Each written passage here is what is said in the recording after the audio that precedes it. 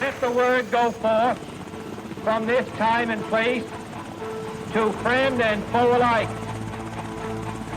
This is preeminently the time to speak the truth, the whole truth, frankly and boldly.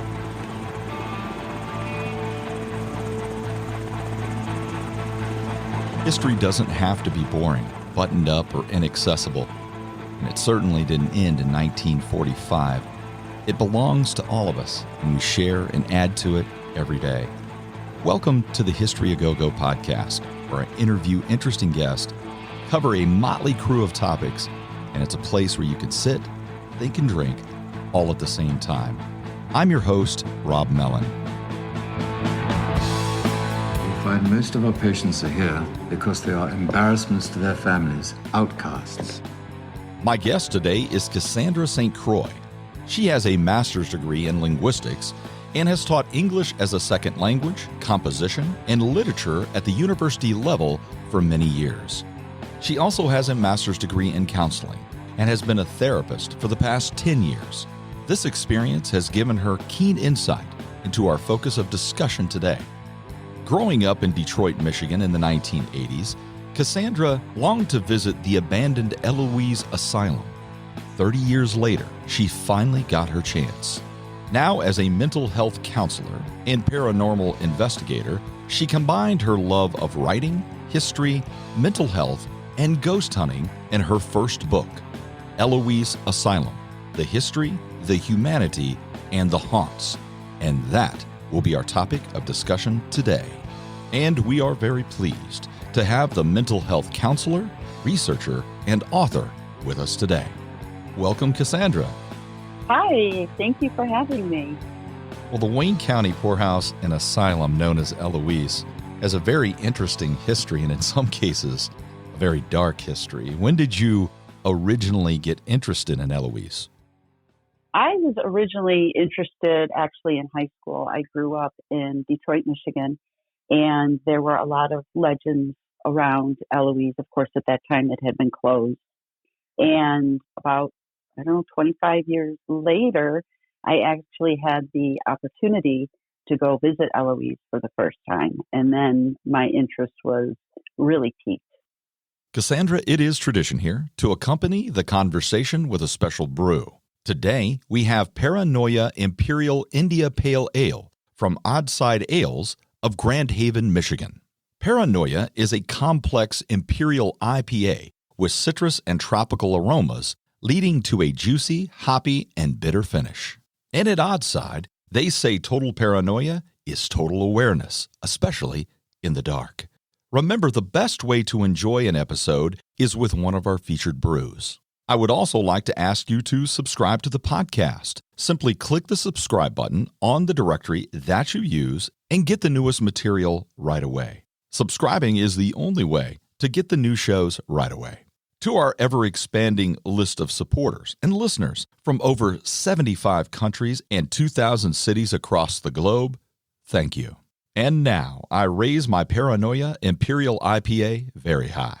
And to all of those that dedicate themselves to improving the mental health of others, I say cheers. Could you explain the Elizabethan Poor Laws of 1594 and 1601 and how that impacted local communities like the one in Wayne County? Sure. Those Elizabethan Poor Laws basically were set in England, and instead of the federal government being responsible for taking care of the poor people, it put the responsibility on the parishes. Here in America, that meant the counties.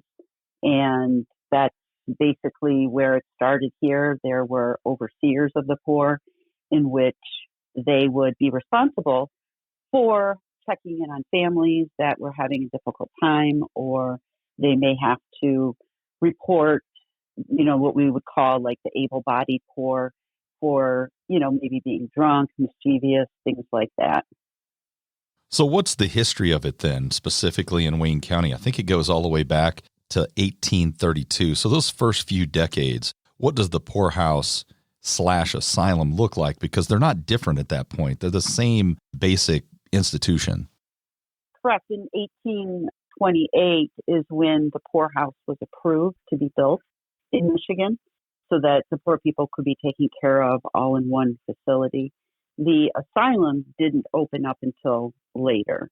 So the first county house, what we would call poorhouse, they called it the county house in Wayne County, which was built in 1832, was built in a city called Hamtramck, which is just outside of the city of Detroit. So indigent people back then, they're categorized into a couple of different groups, dependent and independent. Mm-hmm. Could you explain the difference between those two groups?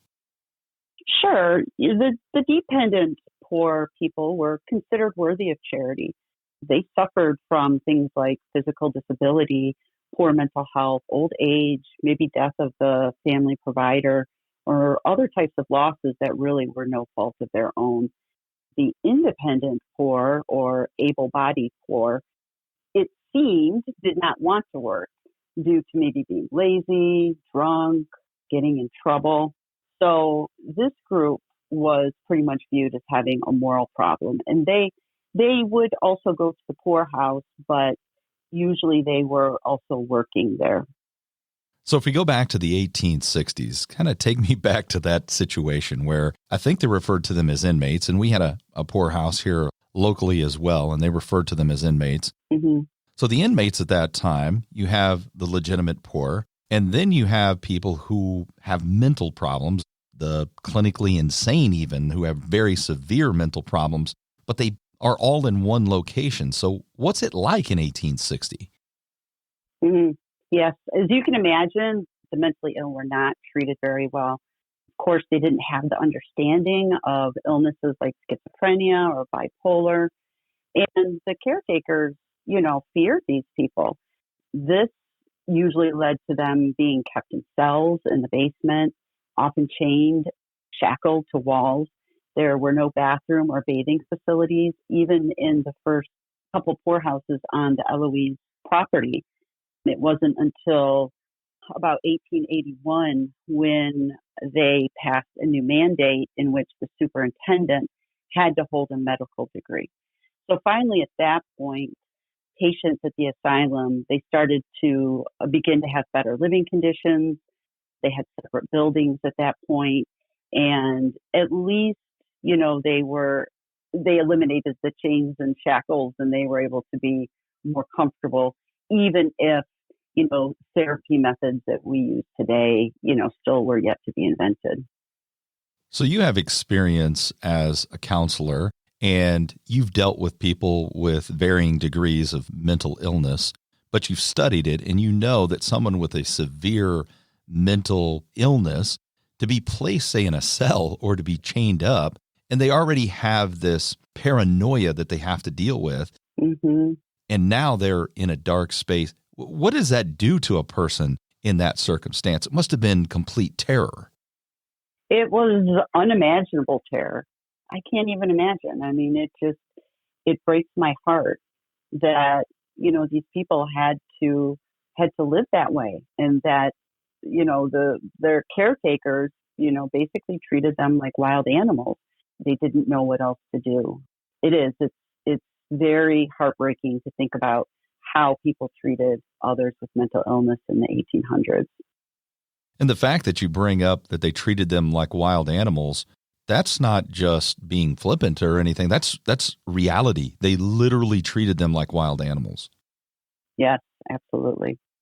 So if you take the history then, how did the buildings change? Because eventually it develops into a massive complex.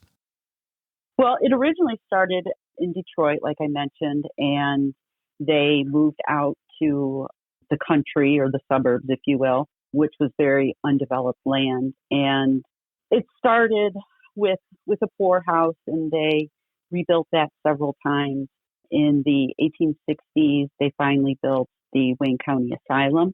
And along with that, they built things like, laundry facilities, the boiler rooms, bakeries. There was a lot of farmhouses, greenhouses, animals. And then, they also, as far as putting the able-bodied poor to work, they would learn trades like carpentry and building and they would actually be taking care of Eloise and any sort of improvements that needed to be made.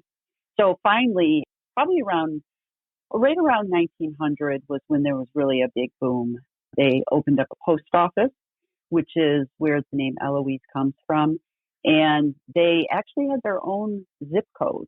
So the mail coming in and out of Eloise, you can imagine the amount that was flowing in and out. It was unbelievable. It really was its own town. That's a massive complex if you get your own zip code. Mm-hmm. Yeah. In those circumstances, when does it become more clinical? When you really have medical professionals and they're not just taking someone, say, who's intoxicated or has a drinking problem and throwing them in with people who have severe mental disability? Historically, early 1900s, 1920s was when you had people like Carl Jung and Freud really dedicating their lives to understanding mental health. I think, for Eloise, it was really in the 30s and 40s after Prohibition, where psychiatrists were really taking mental health seriously. Eloise actually developed a new type of therapy called music therapy, which was very popular and it had great results. So I would say, probably around the 30s and 40s for Eloise, they had social workers back then. They had people at that point that were studying mental illness and knew how to treat the patients there.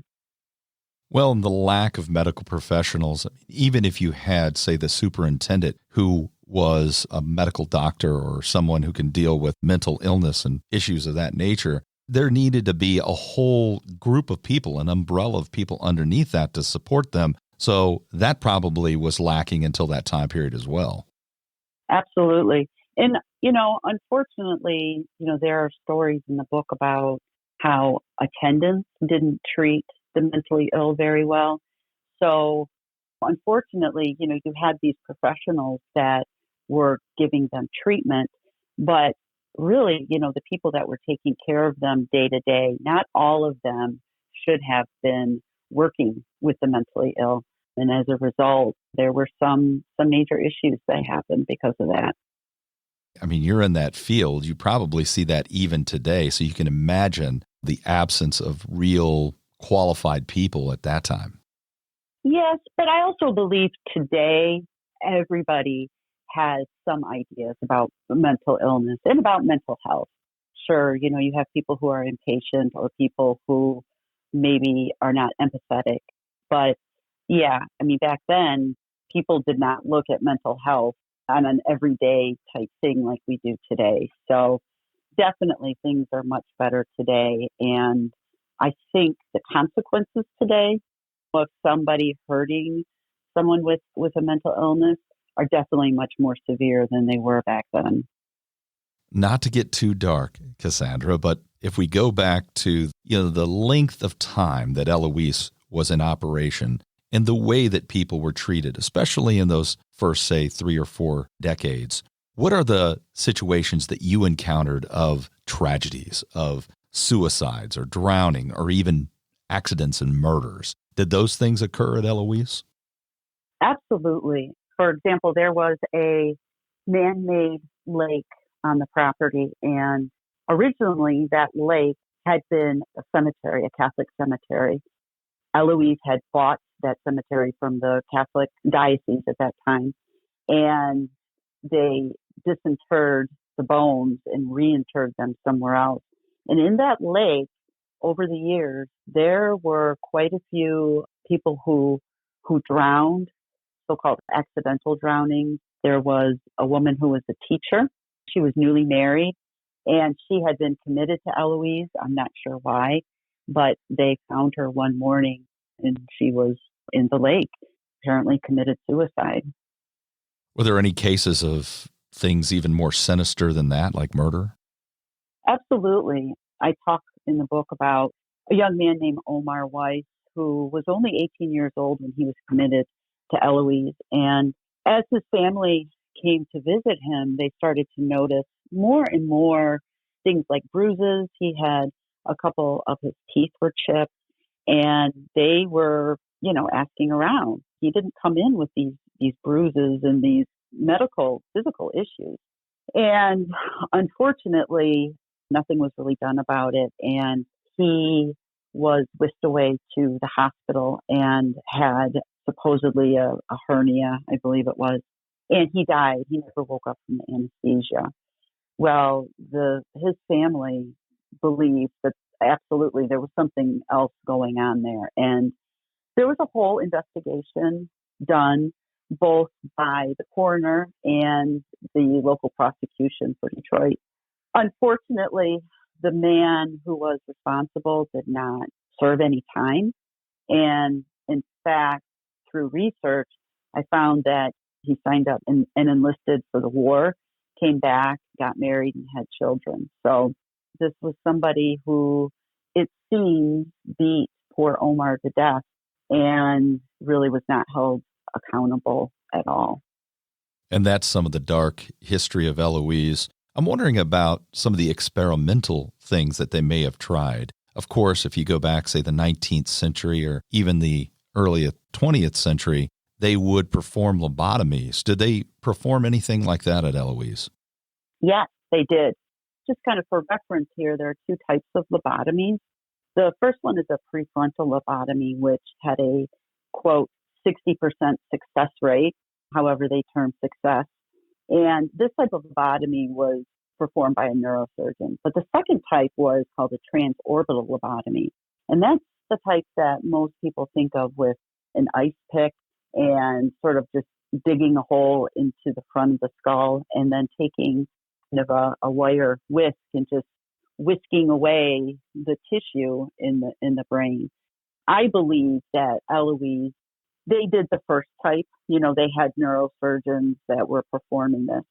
I could not, it was really difficult. Those are things that people kind of like to hide. They don't want to talk about that dark stuff. But I was able to find a couple articles, and they talked about at least 35 people who had lobotomies. And in the articles, they claimed fairly good success. In fact, some of these people were released back out into the public, but I'm not sure how true that was. And I'm not sure if there were more people who had lobotomies and maybe weren't as successful. So, unfortunately, those are the kinds of things that get buried, and sometimes we never know. Of course, you treat some of the superintendents throughout the years who had an impact at Eloise. Who were some that you would like to focus on just in our conversation that should be mentioned? Well, the first one would be Father Kundig, Martin Kundig. He was the first one in Detroit, and he's very well respected. He's very well remembered in the Detroit history books. He was the kind of person that really put every ounce of energy he had into helping the poor and also cholera sufferers. So this was back in the 1830s. Throughout the years, the first medical superintendent was Dr. E.O. Bennett, and he made a lot of good changes. He was the one responsible for getting rid of the chains and shackles and improving the conditions. There are 3 in a row, actually, that all died at Eloise.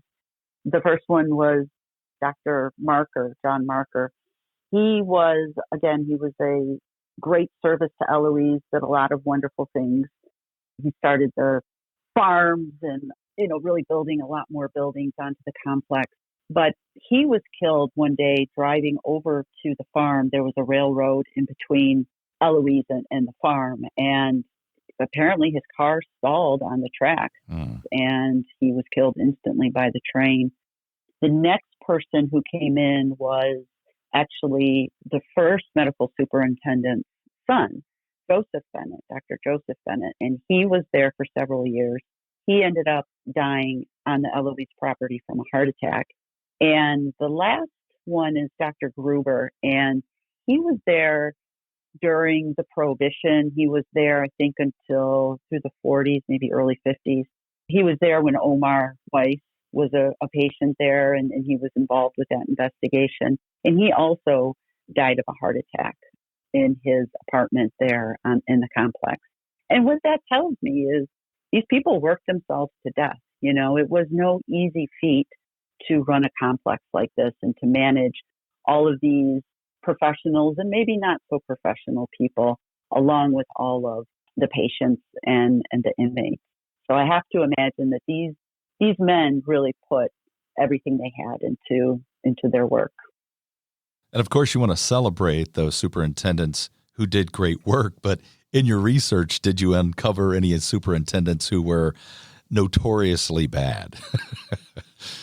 No, I really didn't. I as far as the superintendents go, no, I think that they really did have the best interest. They wouldn't have done that job if they didn't really care, about the people that they were serving. So luckily, no evil superintendents. Well, that's good. That's good, because I'm going to get to some of the things that make Eloise interesting to people today, some of the hauntings, and in some of those legends, you always have some evil overseer or something. So it's good that at least in your research, you didn't uncover some evil superintendent. No. You mentioned this earlier, and you kind of said it in passing, but how does Eloise get the name Eloise? Right. So, like I mentioned before about the post office, there was a lot of incoming and outgoing mail. And when they tried to name the post office, there were very strict guidelines on that.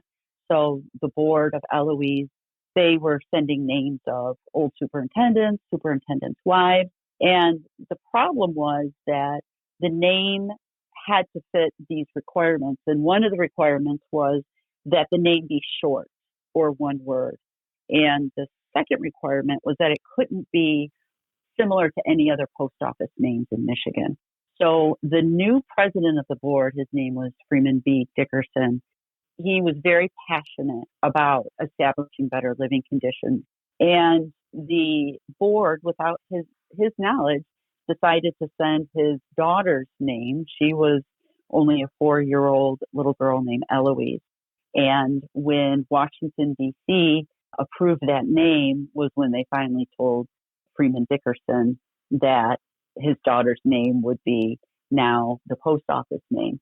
This also gave Eloise a chance to connect all of the buildings together, because before that, the asylum and the poorhouse were together, but they were somewhat separate.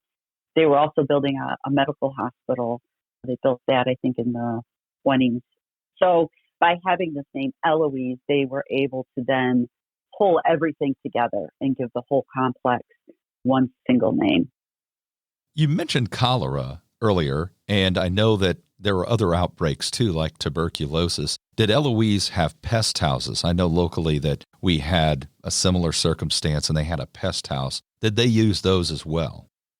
I'm not sure about pest houses. They did build, initially in the early 1900s, they had tents, and up here in Michigan, it can get pretty cold in the winter. So those tents didn't last too long. And they did build buildings, which were away from the other main buildings. But these buildings had all open, long, like open air porches, which at that time they believed was a good treatment for tuberculosis. So it seems that the TB buildings, they were built well, and the people that had to go there were treated pretty well. So you have this massive complex. You've already described many of the buildings and things that they did. How did that affect the local area there? It must have employed tons and tons of people. Absolutely. For some of these people, it goes back generations and generations. There is one woman, her name is Robin, and her whole family for generations had worked there. Her great-grandfather was a gardener. Her great-grandmother was a cook. And then her grandmother was a nurse's assistant, and her grandfather also worked as a gardener in the greenhouses. And when she had days off of school, her grandfather would often take her with him. So she has a lot of fond memories of being in the greenhouses. She talks about not being able to see over the table, and she would have to look under the tables to find his legs. There's another woman named Tony, And both her parents worked there in the 50s, 60s, and 70s, along with her uncles. Her mom would bring her to some of the wards sometimes where she worked. And again, Tony has memories of seeing the geriatric psychiatric patients and having a few encounters with them that at the time, must have seemed pretty scary. Even today, many people that live, it's now called Westland, Michigan, many people who live there are still somehow related. I talked to several people who were born in Eloise. Their mothers were there while they were pregnant. So it really has affected that area quite a bit. When does it start to break up and close down? Obviously, there's no asylum there or poorhouse there today. When does it actually start to dissipate or break up? Mostly when the things like Medicare and Medicaid started to get passed. So this would have been, probably maybe about the 50s, 1950s. And there was also new sort of outlooks about how to treat mental patients versus just keeping them locked up. There were ideas of, they could maybe live a more normal life. New medications. So you would have maybe people who had violent outbursts now on medications that would control those outbursts and they wouldn't be a danger to themselves or other people. Many of the people in Eloise were elderly, and they had dementia and they had these types of, things that happen when we get older. So with the Medicare, the nursing homes were where the government was really pushing for them to go. So really, this idea of deinstitutionalization started occurring, and there really wasn't any need for Eloise anymore. I think it was around 1984 where they finally closed up the last building. And there is still a building on the complex run by the state of Michigan, and it's an inpatient psychiatric hospital. And interestingly enough, there is also still a homeless shelter that operates on that property too. So if you approach it today and you're right there on that spot, what's it look like? You have those operational buildings, but right next to it, are there vacant, just empty, abandoned buildings, or what's the landscape look like? Almost all of the buildings have been torn down. A lot of them were torn down in the 80s and the 90s because there was a large homeless population and, it's dangerous to have squatters. There was a tunnel system, which they eventually filled in the tunnels for the same reason. So today, there is just the one main building called the K. Beard building. And that's where most of the hauntings and things like that occur. The only other buildings that are still standing are a fire station, a commissary, and a powerhouse. Now, other buildings have been built on that property since then. Like I said, the homeless shelter, there's even a little police station on the corner. Across the street where the greenhouses were, there's some sort of small factory there now. So really, there's all that's really left is that K. Beard building, which at the time was called Building D. It captures the imagination, though, because I was looking at just the recent news on Eloise and a simple search, and Alice Cooper was there a couple weeks ago. Yeah. I mean, what's the nature of that? I mean, what's driving such interest still today in Eloise? Well, again, for the people who lived in this area growing up in Metro Detroit, it is something near and dear to many people's hearts. Originally, when Eloise closed officially, the K. Beard building went to the county and they ran things like Head Start and Meals on Wheels, different programs like that out of that building. Well, when they gave that building up quite a few years back, it sat vacant for a long time. And the person that owns that building now actually bought that building for $1. And he was originally going to build a senior center. He was going to kind of gut the building out and build a senior center. But before he was able to do that, Todd and Jeff, who I talk about in the book from DPX, they were allowed in to start kind of doing some ghost investigations. And that's what really took off.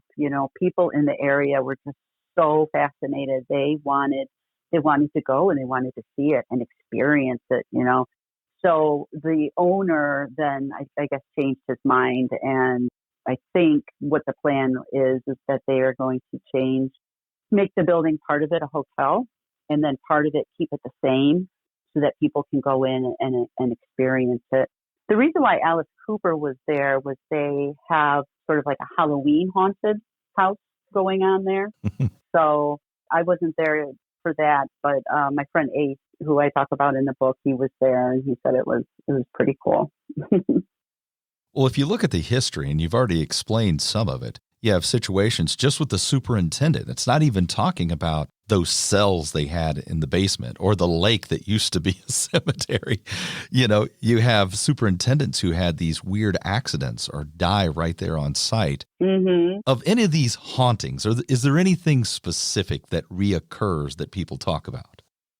Well, in that building, that is the building that Omar Weiss was beaten to death in. He died in a hospital that was at the time next door, but it is on the third floor in the sunroom where this attendant had, kind of beat him, I think, several different times. So people say the third floor is very active. When I was there the first time, I didn't feel that. I felt like the third floor was very sunny, but there have just been so many things on the third floor that I think that there could be a relation between sort of what happened. I'm not saying that it is Omar haunting the third floor, but just with that kind of intense violence, I think it can leave a mark. From the basement all the way up to the fifth floor, people have had all different types of experiences. I've caught a shadow that was on the main floor. A friend of mine saw a shadow in the basement. I've heard things on all the different floors. So, it's just the amount of paranormal in that building is just really astounding. But when you think about the amount of people that went through there, and the emotional difficulties and challenges that they face, it just seems like there's just all of this energy left over. It's from that energy that I think people feel maybe this type of supernatural type feeling. Well, and a lot of that energy, as we've discussed, for all kinds of different reasons, was very negative energy. Mm-hmm. Yeah. Are there cases where people look up into the window and they see this image that's up there, maybe a woman? You hear these things sometimes. Does that happen at Eloise as well, where people look into the windows and see a figure up there in the window? In the book, I do have a lot of different pictures, and there is a picture that a woman took probably, I want to say like around 2010. So it was I think completely abandoned at that time. And she did take a picture, and you can see in the book, there is sort of this white figure in the window. Is it a ghost? I don't know. People, I think, have to judge for themselves what they think it might be. Well, I'm the director of our historical society, and we have a period home that we maintain. It was built in 1835, and people think, well, it's old. It must have, some sort of paranormal activity. So we have ghost hunters that come. Mm. I haven't personally experienced anything, and I've been in there really late at night and turning off the alarm, but the alarm does sound. It does go off in the middle of the night. Mm. The motion sensors get tripped, so that happens. But there was one interesting thing that happened to us one time. I was closing it up, and my wife and my daughter was visiting. They were just in there with me, and I was just locking the doors and so forth. And they turn around, and there's a young boy, like 10 years old, in like old time clothing. And they're like shocked. They're like, what? Wow. Well, what happened was it was a Mennonite or an Amish family. And the door was open and they just walked in, and the kid was dressed in that. So it wasn't an actual paranormal situation. That would be pretty scary, though. Yeah, my wife and my daughter were like, what is that? And it was just a normal little boy. So So how many times have you actually been in Eloise as part of writing the book and your research? A total of I think 4 times now. The first time I went was just like a daytime history tour. And it was a little bit later in the day in August, so the sun was starting to go down. And that was the first time. And that was really magical for me. And that wasn't scary at all because all the lights coming in through the windows. The last 3 times, 2 times in 2019, and then actually last year, I think right around Halloween. So a total of 4 times. I haven't been back since they've done a lot of the remodeling, but I hope to go back soon. Actually, someone else is having kind of a paranormal charity event to help the homeless shelter that's on the site there. So I'm hoping I might be able to stop by when I'm out that way for that. That's in December, I think. Well, Eloise has such an interesting and long history. Has it ever been captured in, say, documentaries or even horror movies where they've kind of taken the story and made it as part of a movie? Has that happened at any point in time? Yes, there is a movie that was filmed there, just like that, kind of like a horror movie. I've never seen it. I know, when Todd and Jeff and DPX got in there, they did a lot of cleanup, as you can imagine. It was just stuff everywhere. So I think like when they made that movie, it was before there was any cleanup. So actually that might be kind of interesting to watch. There are several books. There is one written in 1913 that was written by the historian Stanislaw Keenan. And since then, another one was written by Alvin C. Clark, and it kind of picks up where Keenan leaves off as far as the history goes. There is another book by Pat Ibsen, and it's mostly pictures, pictures throughout the years. And there's even a book it's really interesting. It's called Annie's Ghost, and it's by Steve Luxembourg. And this is a true story. This was something that he really experienced, that he found out that he had an aunt that lived in Eloise, and his mother never told him about it until she was close to death. So this book is really interesting because it's his adventure in trying to find out the secrets of the family. As far as any other like actual movies or books, that's pretty much all that I'm aware of, but that doesn't mean there aren't other things out there. Throughout your research, was there anything that just shocked you, that you came upon, and either something that was horrifying or just shocking about Eloise? Well, definitely the lobotomies, because like I said, there wasn't any evidence of it. So when I found those newspaper articles, there is also something else called eugenics that happened there. And eugenics is the idea of improving the human race, right? So people get married, and the original idea was to choose a partner with whom you would procreate and have healthy children. But as the eugenics movement kind of became more popular, politicians kind of took this one step further and wanted to force the sterilization of people who would not create healthy children. Come to find out, they did this at Eloise. And, they would even perform eugenics on epileptics, which I found was really interesting throughout this book, that, there were many epileptics that were in the insane asylum their entire life, which, that kind of blows my mind a little bit. So this idea of eugenics, of sterilization, happened, and it appears that there was a law that was passed in 1913, and Eloise performed the first sterilization soon after that law was passed. So that was quite surprising to me. And I think in the state of Michigan total, there were about 4,000 people from 1913 to 1963. And of course, the majority were minorities and women. It's interesting that you bring that up as well, because I was wondering, at any point was Eloise integrated, or had they segregated the races at Eloise? No, for the most part, they were integrated. I didn't find any evidence to the contrary. And, many of the newspaper articles that talked about, there was a young man named John who was African American, and he was on the same floor that Omar was on in that same building, but in a different year. So as far as I can tell, that there wasn't really any segregation. I think if there was anything, it probably would have been like what we've already talked about. People with severe mental illness would have maybe been treated worse. But it doesn't seem that it had anything to do with race or ethnicity. The final question I have for you is, what do you see the future of Eloise? Do you believe into the future that it'll still capture the imagination of people? Absolutely, to the second part of that.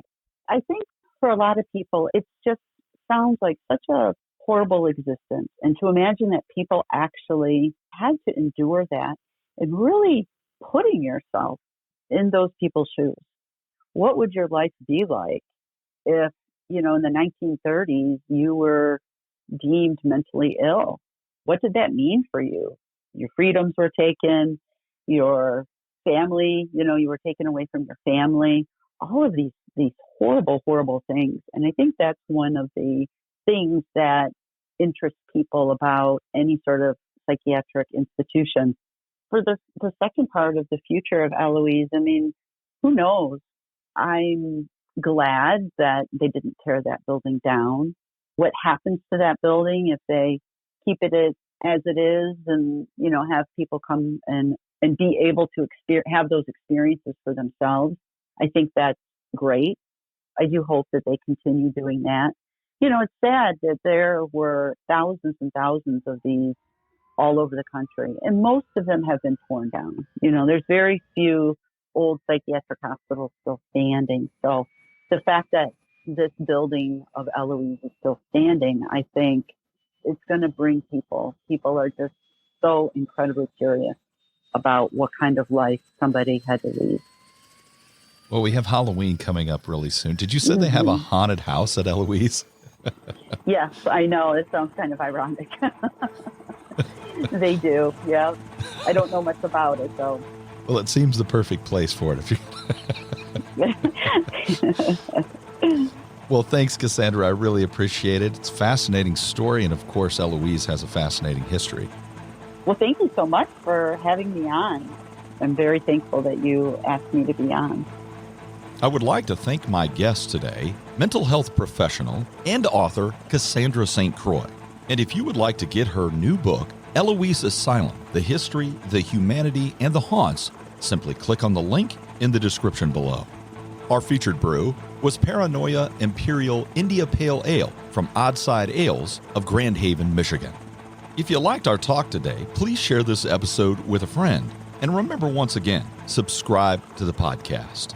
For more information on featured authors and books, like the History A Go-Go Facebook page, and you can check out our YouTube channel as well. The music was provided by the great North Carolina band Bones Fork. And for information on their new album, Beautiful Circle, just click on the link. It's in the description also. Finally, to our growing list of listeners and supporters from several countries and hundreds of cities across America and the globe for that matter, I would like to say once again, thank you. There are many more great episodes on the way. So join us again next time when we talk, think, and drink on History A Go-Go. All they want is to push me back into the darkness down here, so they won't ever see me again. He's gone too. Well, now I know. They'll never let me out. They'll keep me a secret here until someday when I'm an old man, I'll sneak away from them and die. It isn't easy, though. Inside me, I'm screaming and yelling and howling like a trapped animal. And nobody pays any attention.